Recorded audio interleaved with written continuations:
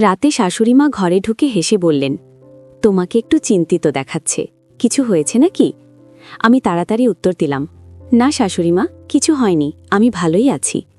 তিনি তখন আমার পাশে এসে বসলেন এবং বললেন, তাহলে এত ভাবছ কেন? তারপর ধীরে ধীরে আমার মাথায় হাত বুলিয়ে বললেন, এভাবে মন খারাপ করো না। তার আন্তরিক ব্যবহার ধীরে ধীরে আমাকে স্বস্তি দিতে শুরু করল। গল্পটি শুরু হয় যখন আমি শহরে এসে শ্বশুরবাড়িতে থাকতে শুরু করি। আমার বয়স তখন ২৪ বছর। আমার মা বাবা অনেক কষ্ট করে আমাকে উচ্চশিক্ষা দিয়েছিলেন। পরে আমি চাকরি পেয়ে শ্বশুরবাড়িতে চলে আসি। দুঃখজনকভাবে আমার স্ত্রী ১ বছর আগে একটি অসুস্থতার কারণে আমাদের ছেড়ে চলে যান। এর ফলে আমার শাশুড়িমা শহরে একাই থাকতেন, কারণ আমার শ্বশুর বিদেশে চাকরি করতেন। শাশুড়িমা মা বাবাকে বলেছিলেন, কুণাল জামাইকে আমার কাছে পাঠিয়ে দাও, সে এখান থেকে নিজের দায়িত্ব পালন করতে পারবে। শাশুড়িমা প্রথম থেকেই আমার সাথে খুবই বন্ধুভাবাপন্ন আচরণ করতেন। তিনি প্রায়ই বলতেন, তোমার শ্বশুর বাইরে চলে যাওয়ার পর আমি একদম একা হয়ে গেছি। আমার একমাত্র মেয়ে তোমার স্ত্রী চলে যাওয়ার পর আমার অনেক ইচ্ছাগুলো অপূর্ণ রয়ে গেছে। কাজ থেকে ফিরে আসার পর দেখতাম শাশুড়িমা আমার জন্য সব সময় খাবার তৈরি করে রেখেছেন। তিনি আমার পাশে বসে ভালোবাসার সাথে নিজে হাতে আমাকে খাওয়াতেন। ধীরে ধীরে আমার শাশুড়ি মাঝে মাঝে রাতে আমার ঘরে এসে থাকতেন। তিনি কখনো কখনো আমার মাথায় হালকা করে হাত বুলিয়ে বিশ্রাম নিতে সাহায্য করতেন, যা আমাকে মাঝে মাঝে একটু বিভ্রান্ত বা অপ্রস্তুত করে দিত। শাশুড়ির বয়স তখন মাত্র ৩৮ বছর ছিল। আমি তাকে অনেক সম্মান করতাম, কারণ তিনি আমার বউয়ের মা। কিন্তু যখন শাশুড়িমা আমার প্রতি অতি যত্নশীল হতেন, মাঝে মাঝে ভেতরে একটা ভিন্ন অনুভূতি হতো। তবে আমি সবসময় নিজেকে সংযত রাখতাম। এক গ্রীষ্মের দিনে আমি কাজ থেকে একটু তাড়াতাড়ি বাড়ি ফিরেছিলাম। প্রচণ্ড গরমে আমি ঘামে ভিজে গিয়েছিলাম। শাওয়ার নিয়ে বাইরে আসার পর দেখি শাশুড়িমা ঘরে বসে আছেন। তার হাতে একটা তোয়ালে এবং অন্য হাতে ঠান্ডা শরবতের গ্লাস। তিনি আমার পাশে এসে বসলেন এবং আমার শরীর তোয়ালে দিয়ে মুছতে লাগলেন। আমার খুব অস্বস্তি হচ্ছিল। তিনি হেসে বললেন, তোমার শরীর বেশ সুগঠিত, তুমি কি জিম করো? আমি হালকা হেসে বললাম, না শাশুড়িমা, ছোটবেলা থেকেই এমনই আছি। তিনি মজা করে বললেন, সুস্বাস্থ্যের প্রতি আমার বরাবরই একটা দুর্বলতা আছে। সেই রাতেই তিনি আবার আমার ঘরে এলেন। আমি চোখ বন্ধ করে শুয়েছিলাম। শাশুড়িমা চাদরটা গায়ে দিয়ে দিয়ে বললেন, বেশি চিন্তা করো না। আমি তাকে ঘুমাতে যেতে বললাম, কিন্তু তিনি আমার ঠোঁটে আঙুল রাখলেন এবং বললেন, তুমি কিছু বলো না। অনেক দিন ধরেই তোমার সাথে এভাবে কথা বলার ইচ্ছে ছিল, কিন্তু তুমি কখনোই আমার অনুভূতিগুলো বুঝতে চাওনি। ঠিক সেই সময় আমার ফোনের রিংটোন জোরে বেজে উঠল। আমি লজ্জিতভাবে ক্ষমা চেয়ে দ্রুত ঘর থেকে বেরিয়ে গার্ডেনের দিকে চলে এলাম। আমি ভাবলাম, যদি এই ফোন না বাজত তাহলে হয়তো আমি বড় বিপদে পড়ে যেতাম। আমি সিদ্ধান্ত নিলাম যে এখন থেকে শাশুড়ি মায়ের সাথে দূরত্ব বজায় রাখতে হবে। ফোনে কথা বলে জানতে পারলাম আমার ছোটবেলার বন্ধু রমেশ আমাদের কোম্পানিতেই যোগ দিয়েছে। গার্ডেনে দাঁড়িয়ে রমেশের সাথে কথা বলার সময় আমি বুঝতে পারলাম আমার জীবনের এই জটিল পরিস্থিতিতে রমেশের আশাটা এক আশীর্বাদের মতো। রমেশের সাথে কথা শেষ করে আমি আর সেই রাতে ঘরে ফিরিনি। অনেকক্ষণ গার্ডেনেই বসে রইলাম এবং ভাবলাম, যেভাবেই হোক আমাকে এই বাড়ি থেকে বেরিয়ে যেতে হবে। শাশুড়ি মায়ের আচরণ এখন আর কেবল স্নেহের মধ্যে সীমাবদ্ধ নেই, তা অন্যদিকে মোড় নিচ্ছে, যা আমাদের সম্পর্কের পবিত্রতা নষ্ট করতে পারে। পরদিন সকালে আমি তাড়াতাড়ি তৈরি হয়ে নাস্তা না করেই অফিসের উদ্দেশ্যে বেরিয়ে যাচ্ছিলাম।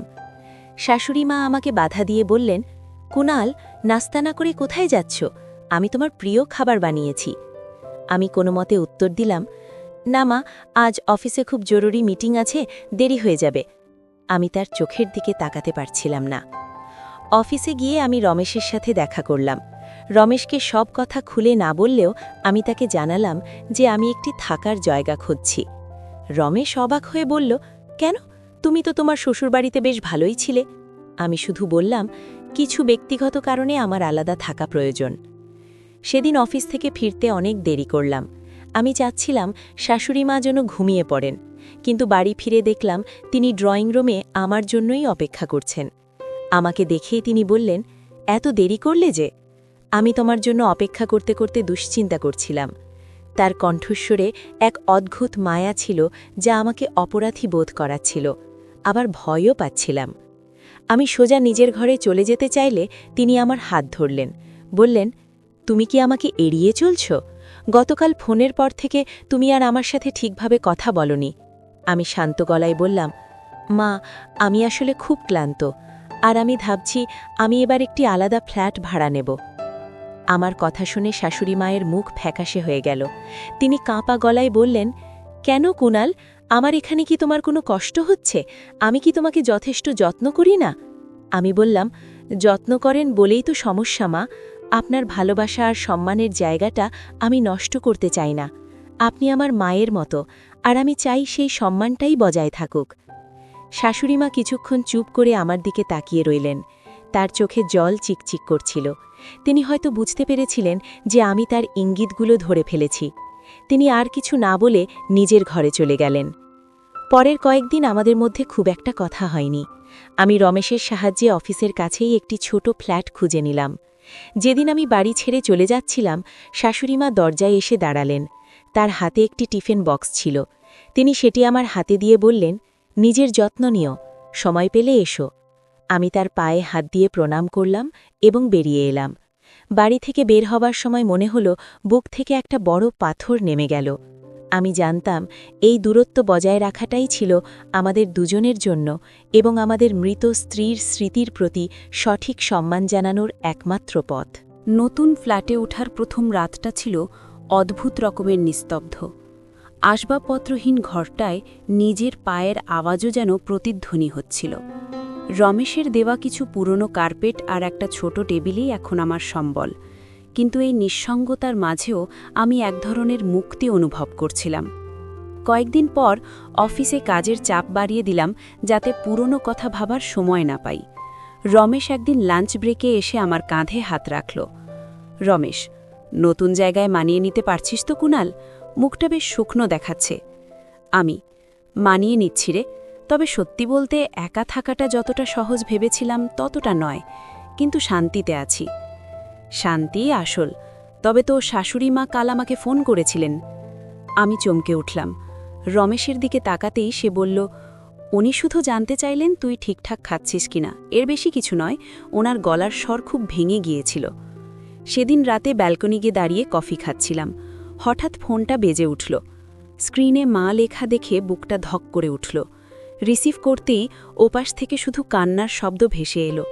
আমি, মা, কাঁদছেন কেন? শরীর খারাপ? না রে কুণাল, শরীর ঠিক আছে, কিন্তু ঘরটা বড্ড খালি। তোর বাবার মৃত্যুর পর এই বাড়িটা যেমন খাঁ খাঁ করত, আজ আবার সেই পুরনো দিনগুলো ফিরে এসেছে। আমি জানি আমি সীমা লঙ্ঘন করেছিলাম, কিন্তু বিশ্বাস কর, নিঃসঙ্গতা মানুষকে পাগল করে দেয়। আমি চুপ করে রইলাম। ক্ষমা করার মতো মানসিকতা তখনও আমার তৈরি হয়নি, কিন্তু তার কষ্টটা আমি অনুভব করতে পারছিলাম। আমি শুধু বললাম, মা, সময় সব ঠিক করে দেবে। আপনি ওষুধগুলো ঠিকমতো খাবেন। ফোনটা রাখার পর আমি ভাবলাম, আমাদের সমাজ ব্যবস্থায় একজন বয়স্ক মানুষের নিঃসঙ্গতা কতটা ভয়ঙ্কর হতে পারে। তবে সেই নিঃসঙ্গতা মেটানোর জন্য ভুল পথ বেছে নেওয়াটা কখনোই সমর্থনযোগ্য নয়। নিজের মৃত স্ত্রীর ছবির দিকে তাকিয়ে আমি মনে মনে বললাম, অনন্যা, আমি তোমার সম্মান আর আমাদের পরিবারের পবিত্রতা রক্ষা করার চেষ্টা করেছি। আশা করি তুমি যেখানেই আছো আমাকে ভুল বুঝবে না। এরপর আপনি এই কাহিনীকে কোন দিকে নিয়ে যেতে চান? কুণাল কি আবার সেই বাড়িতে ফিরে যাবে কোনো প্রয়োজনে, নাকি কুণালের জীবনের নতুন কোনো মানুষের